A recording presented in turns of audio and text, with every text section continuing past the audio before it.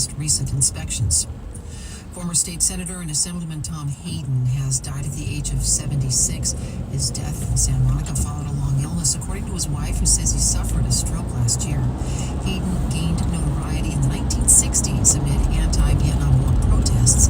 He had been involved in the formation of the SDS, Students for a Democratic Society. Later, he helped organize demonstrations during the Democratic National Convention in Chicago that turned violent and resulted in the Rowdy Chicago 7 trial, in which he and 3 others were convicted of crossing state lines to incite riot. He and Jane Fonda were married for 17 years. Hayden went on to serve in office in Sacramento. In 1992, he won election to the state Senate, advocating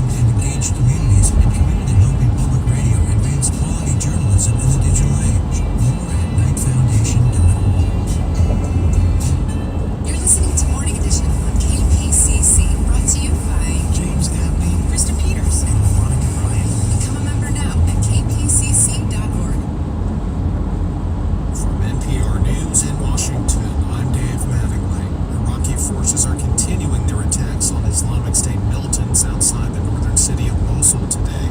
The military offensive to sweep ISIS out of the city is entering its second week, backed by U.S.-led airstrikes. Jury deliberations continue today in Oregon. The trial of 7 people charged with last year's armed occupation of the National Wildlife Refuge. Conrad Wilson with Oregon Public Broadcast Center reports from Portland. The judge obeyed whether Andy Bundy, the leader of the occupation, along with his brother Ryan Bundy and other defendants, are guilty of conspiring to prevent federal employees from giving them jobs in the wildlife refuge in eastern Oregon. There's a huge amount of evidence for the jury to consider in this case, and there's multiple charges and multiple defendants, and so just getting through that will take a while. The occupation lasted 41 days. A survey of business economists suggests optimism about the U.S. economy in the final months of the year. Emily Kozlinski-Morris with the National Association for Business Economics says that's despite the presidential race. I really see very limited evidence in the aggregate that the uncertainty regarding the election is affecting business decisions, although among smaller firms we did see a larger portion reporting that it had caused them to delay some decisions. On Wall Street, the Dow was up 109 points. I'm Dave Mattingly in Washington. Live from 89.3 KPCC, I'm Suzanne Watley. Among the stories we're following for you from the KPCC newsroom, an LA County Sheriff's deputy was injured in a crash just after 5 o'clock this morning in Compton. This happened as the sergeant was en route to an apparent stolen vehicle pursuit that ended at Willowbrook Avenue and Murr Street. Details about the sergeant's condition are not yet available. We will keep you updated as we get more information, though. Authorities are working to confirm the identities of 13 people who died after a casino tour bus crashed into a big rig early yesterday on Interstate 10 near Palm Springs. 31 other people were injured. KPCC's Sharon McNary reports the bus operation was a small family business based in Alhambra. It was still dark at the time of the collision. CHP says most of the 44 people on the bus heading toward Los Angeles were likely asleep when the crash occurred. The casino charter company known as USA Holiday had just one bus. The company had no record of any previous crash. The bus had passed recent inspections. A neighbor who gave her name only as Sonia said bus owner Teodulo Elias Vides was the only person she ever saw drive the bus, although his wife and son assisted with the business. Just a beautiful family. That's it. Like the father is always friendly. She said she often saw the bus parked on their Alhambra street while the family stopped it for its next trip to casinos in Las Vegas or desert cities. In addition to the fatalities, about 30 people were taken to desert area hospitals with minor to serious injuries. I'm Sharon McNary. 645. Support for NPR comes from NPR member stations and from Optum, a health services and innovation company. Optum works to power modern healthcare by combining data and analytics with technology and expertise. Learn more at Optum.com.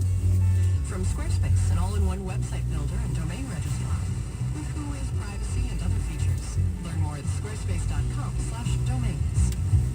And from the Robert Wood Johnson Foundation, working with others to build a culture of health for all. On the web at rwjf.org. It's Morning Edition from NPR News. Good morning. I'm Renee Montaigne. And I'm David Green. Voters in swing states are used to being inundated by political ads, but it is not just the usual suspects this year. Stacey Vanek Smith from the Planet Money podcast followed the money to find the most expensive voter in America. The presidential candidates spend most of their ad money the way you'd expect. Television. In fact, about a quarter of the money Trump and Clinton will spend this election will go through this guy.